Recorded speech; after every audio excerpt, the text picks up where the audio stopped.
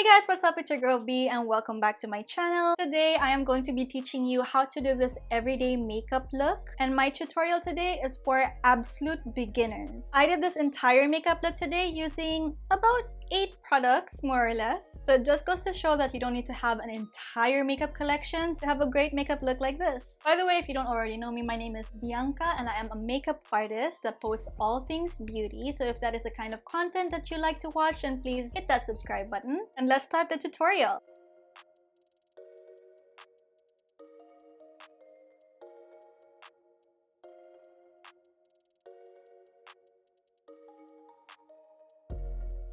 This time I really wanted to make something that's catered directly to people who have not worn makeup before and who wants to start. So we're gonna start off first of all with a clean face. Go wash your face. If you have a toner, use that toner. The toner will just get rid of any other excess oils in your face, make sure your face is clean even after face wash. And then we're gonna go in with a moisturizer. Because I have an oily skin, I like to go for gel formulas a lot more. We wanna make sure that the skin is hydrated and ready to receive the makeup. If there's one thing that you should know about makeup, especially if you're just starting out, is that no matter how good your makeup is, if you don't do a proper skin prep before that, then it's not gonna sit on your face properly. Moisturizer is done. If you are gonna go out, I highly suggest putting SPF. This is something that is a must. Essentially, this is the first step to your makeup, which is the skin prep. Second step, officially, is the makeup. We're going to start off with the primer. Because I have an oily skin type and I have a lot of open pores, I like to go for a pore minimizer. So I've just put a little bit on my hand. This is kind of a oil control primer as well, so it's gonna help reduce the shine from my T-zone for the rest of the day. Primer is essential because it helps the makeup to stick onto your face, and also it gives a good base to your makeup. I used to have this problem where my makeup used to enter inside my pores and it would look really spotty. So this is the solution to that. So I'm just focusing on the center of my face because that's where we're going to use the most product. Now that the primer is done, let's focus on the brows. If you're naturally lucky to have bushy brows, then this is enough for you. This is a brow mascara. This specific one is from Lime Crime. I really love this kind of brush where it's really small and thin, so it can really get into the brow hairs. So I am starting from the front, working my way backwards. I'm just kind of pushing it upwards. If you want that laminated effect, which personally I don't really like, then you'd go forward first and then up, but I'm skipping that entire step because I don't want my hairs to stand up that much. And I'm just coating it like you would coat your lashes with mascara. So looking at the mirror right now, I really don't see that much difference between my brows. If you are like me and lacking some brows and you need to fill in the gaps before putting the brow mascara, I highly suggest either powder or pencil. I have this one from Anastasia. This is in the shade dark brown. This is how it looks like inside. It has a tiny mirror and it has 2 shades. So the idea of having 2 shades here is that it will go lighter and then darker at the end. Powders usually give a more natural finish rather than pencil. Depends how you use it really. But if you're going for this product, then you're gonna need a brush like this, an angled brush at one corner with a spoolie on the other corner. The spoolie is meant to groom the brows before you put the product or even to help blend it after, and obviously this side is to apply the product. If you use a pencil, it already usually comes with a spoolie attached, so you don't have to buy a separate brush. I don't really want to go into too much detail. I'm going to do one side with a pencil and one side with a powder. I'm dipping into that and I'm actually kind of mixing the 2 colors together, tapping off the excess, just lightly filling the front. You don't want that much pigment in the front, you want it usually at the end. I'm picking the darker color for the end. Using the spoolie once again to blend that all in. Now, I usually like to go for a microbladed effect, so I usually go for eyebrow pencils that are really thin, but because this is a beginner-friendly tutorial, I'm gonna go in with a thicker pencil. This is much more easier to navigate. You don't have to be so precise. Same thing with the powder. I'm gonna start in the front, and this pencil in particular has a powdery formula. It's like a powder in a pencil, basically. Just filling in the front first and then the end. I'm not shaping it, I'm just filling in the gaps. I'm not coloring in either, just with strokes. And usually the strokes are in one direction. So for this eyebrow, I was just doing it upwards and left. And for this one, I'm doing it upwards and right. And I'm going to use the spoolie to help me blend that out. Brows are not meant to be twins, they are sisters, so it's okay if they're not completely the same. However, if you feel like, for example, my tail here is longer than this one, I can definitely extend this side just a little bit. And that's done. We're done with the brows. If you're wondering why I started on the brows and now I'm moving on to the eyes and not really touching the face yet, it's because I feel like these products sit properly on the skin when there's no product on it yet. Yes, we did put primer, but we didn't put primer on the brows or the eye area. So the good thing about going for a powder is that you can actually use it as an eyeliner as well. The key for beginner makeup is to not have so many products. You can definitely use them as a multi-use product. Personally, for beginners, I really recommend gel eyeliners because they are really easy to work with. I remember that I used the Maybelline gel liner for the longest time ever before I moved on to any liquids. I feel like liquids are definitely not beginner friendly. I'm going to apply the darker color. I'm kind of following the shape of my waterline and just flicking it up.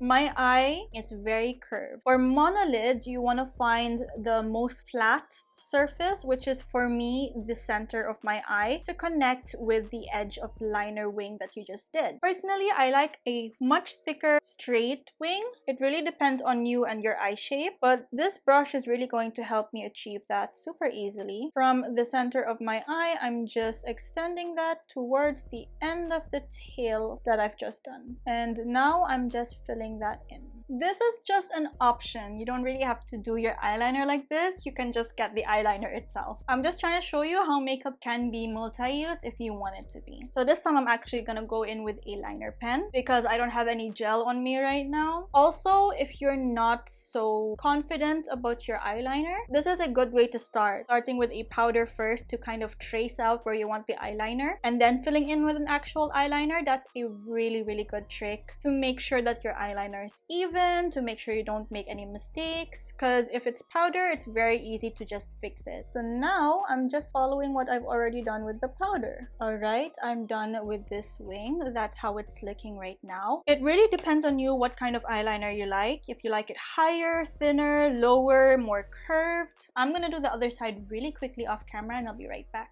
I'm back and the wings are done. Everyone has different eye shapes, so this is just how I do it with my monolid eyes. However, the powder trick that I had mentioned earlier is something that all eye shapes can do because it's kind of like mapping out the shape before you put on the liquid liner, and it helps for you to see how it's gonna look like. Also, practice makes perfect. Before I mastered the eyeliner, it took many years for me to get there, so just keep practicing. The next thing we're gonna do is our lashes. First, we're gonna get our curler, and I know this is a little bit intimidating, especially if you're a first timer with makeup, but this is really important before you put on your mascara. The reason you should use this is to keep your eyelashes curled and upwards. But if you are already blessed with curled upwards eyelashes, good for you. You don't need this step anymore. I feel like the trick for this is to actually keep your mirror sideways. For example, for this eye, I'm gonna put my mirror here so that I can really see where the curler is hitting my lashes. This is gonna be my first curl. I'm doing it in like pulses, and there you go. As you can see, this one is all the way up and this one is straight down. We're gonna do that one more time. I suggest you do this 2 to 3 times per eye, again with the pulses. If only my lashes stayed up like this, I would be so happy. I am not a mascara girly. I've said this multiple times on every single one of my videos. However, I'm gonna do this for you guys. For those who are just starting out, I really recommend a brush like this one. It can be any mascara as long as it's very sleek and thin like this one, because it really helps get into the very inner corners and outer corners and even on your bottom lashes. I feel like this kind of brush is better for anyone who's just starting. I'm gonna position the mirror low and wiggle the brush from the roots to the tip. If in case you have any mascara that has come onto your lid or on your skin underneath, don't panic. I'm going to show you how to remove that. Just let it dry. If you remove it now while the product is still wet on your skin, it's just going to smudge and get everywhere. My favorite thing to do is to go on the bottom lashes. So I'm just like kind of tapping the mascara on. I'm not really wiggling it like I did for the top lashes. Now I'm going to show you how to remove any smudges on your eyelid. You're going to take a spoolie like this one and you're going to gently go over the dry product, and it's gonna come off so easily and it's not gonna ruin any of your makeup. I do have one here at the bottom. I'm just gonna take it off and it's done. This one's an optional step, but I'm going in once again with the dry mascara and the curler, and I'm just curling my lashes once again. You don't have to do this if you don't want to. Look how pretty. It's like open. This is another optional step to finish off the eyes. If you have smaller eyes like me and you want to really make them brighter and more open, I suggest to have a nude pencil, not a white one. White just looks low-key unnatural to me. I don't have any makeup underneath, otherwise I would use a sponge like this to hold the skin down. Lightly pull my under eye down and I'm going to apply this nude liner. And that really just brightened up my eye much more. This step is definitely going to make you tear up a little bit, especially if you have sensitive eyes like me, but it is normal. And over time, you would get used to it. Now we're finally gonna get into the face. If you have a tinted moisturizer, you can go ahead with that. I personally am not a tinted moisturizer person. I'm actually going to go directly with a concealer. So this is gonna be a no foundation tutorial. I'm using a full coverage concealer. It's actually quite big. I'm gonna do one eye with a corrector because I know that there are a lot of people who want to hide their dark circles. I personally have dark circles but not really strong ones. So I'm gonna do one side with a corrector and one side without. If you are a beginner, I really don't recommend diving into color correctors because that's a whole other makeup topic. However, you might really need it, so I'm just gonna mention that to you. I'm only putting the corrector on the dark area. I'm not putting it on the entire under eye. Usually dark under eye circles have a very distinct curve, just like this one. So I'm only putting it on the curve.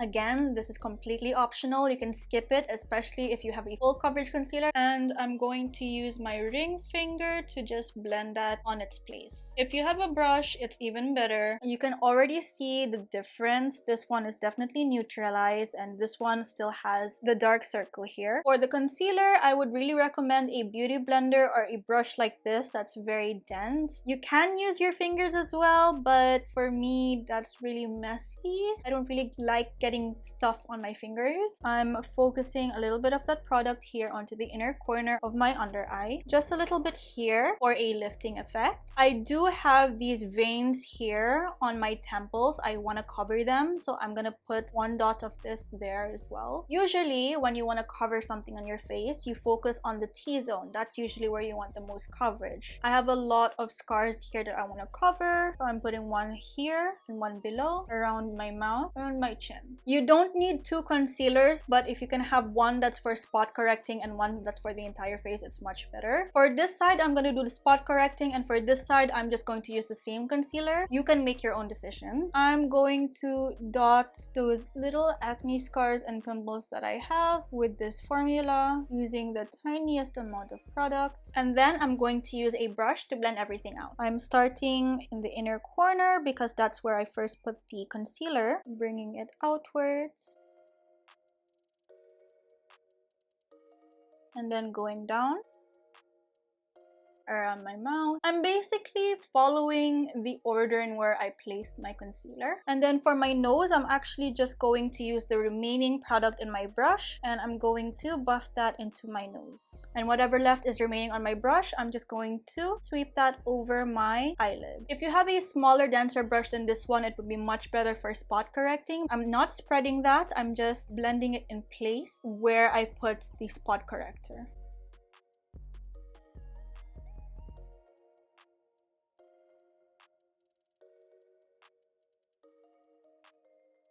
So there you go. It's given me coverage, but still looks like a skin finish. You can still see my skin peeking through. By the way, this one has been covered, but you can still see the green because I did not correct that green. Let's do the other side now. I'm going to use a little bit of this with a tiny brush just to spot correct the pimples.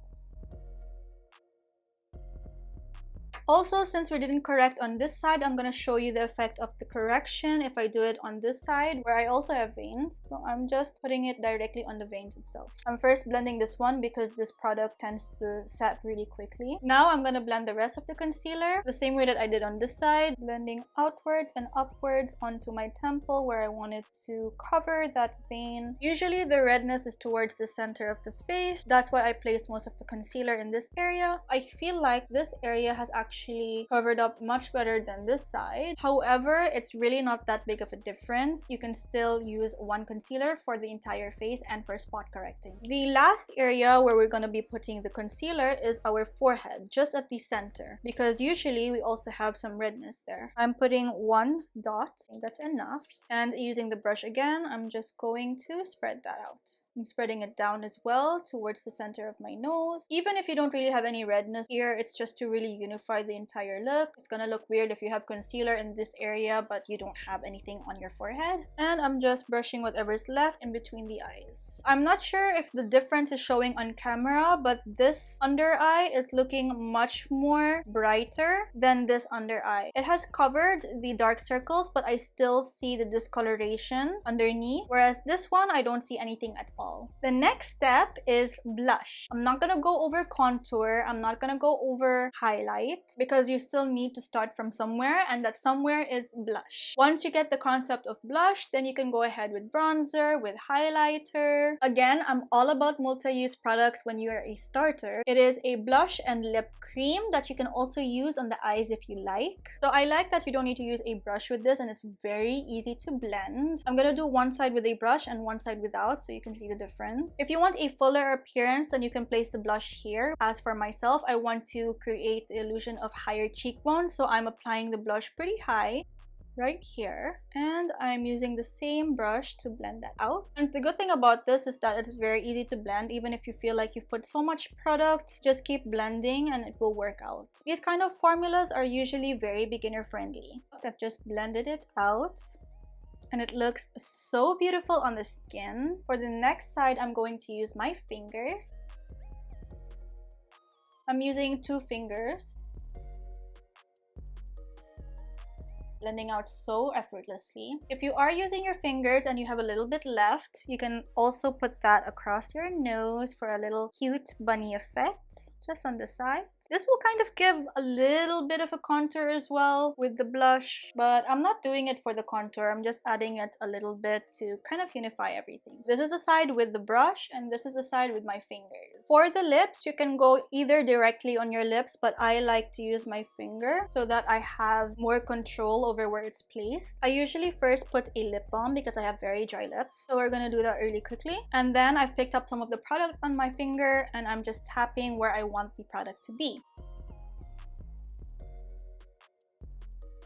Okay, so this lip turned out to be really light for me because I've got 2-toned lips, so I'm gonna use another option. I do want to apply a little bit on my eyelids, so again, I'm picking up that product. For the eyes, I would recommend using your ring finger because this is the finger that has the least amount of pressure. Your eyes are very delicate, so you don't want to put so much pressure into it. Before we move on to the last step, which is the lips, I'm actually gonna set everything. This is the most important part. If you have dry skin, then you can use a setting spray, but because I have oily skin and I use all liquid and cream products on my face, I really need to set it, otherwise it's not gonna last. I'm gonna be using a loose powder to set everything. It doesn't matter if it's a loose or pressed powder, that's completely up to you, but it definitely has to be translucent because we're gonna be going over the blush as well and we don't want to remove any of that pigment. So I'm dipping into the powder. Unfortunately, you can't use your fingers for this step. You really do need to have a puff or a brush. I'm really tapping into the powder to make sure that it's spread all over the brush, and I'm going to set my face. Now I'm setting my under eye. Especially the nose area is the first place to get oily, so we want to make sure that's really set.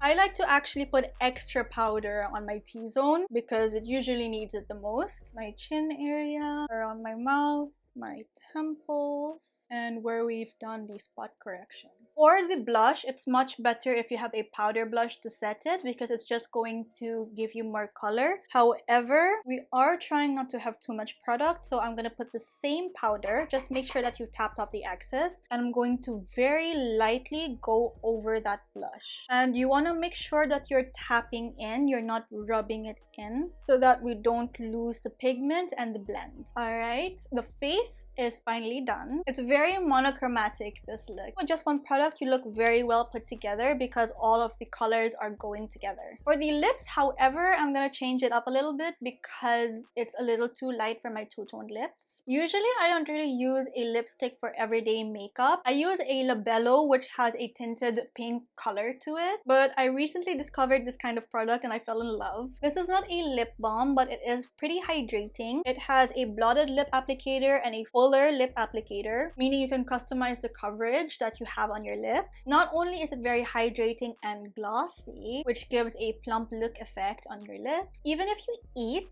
or drink anything and the lipstick comes off, it still leaves a beautiful tint underneath, which for me is perfect for every beginner because even if your lipstick comes off, you still have something underneath, right? I'm actually gonna use the blotted applicator side and I'm just sweeping that all over my lips.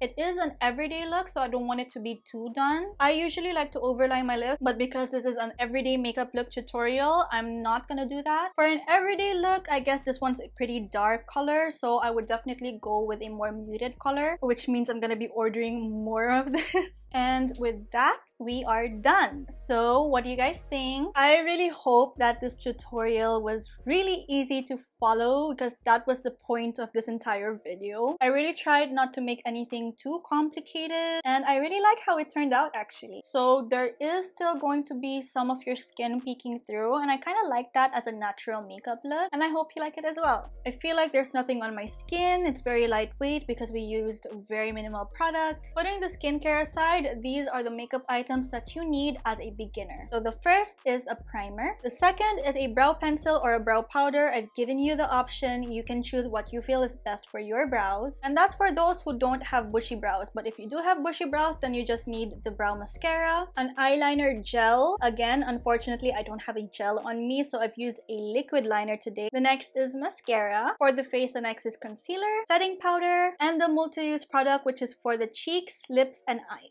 Otherwise, you can get a separate lip stain like I did. This is really all you need as a beginner. I know it seems like much, but you need to start somewhere, right? And that concludes our video for today. Please let me know down below if you like this so I can make many more. And don't forget to like, share, and subscribe to my channel. I'll see you guys in the next video. Bye!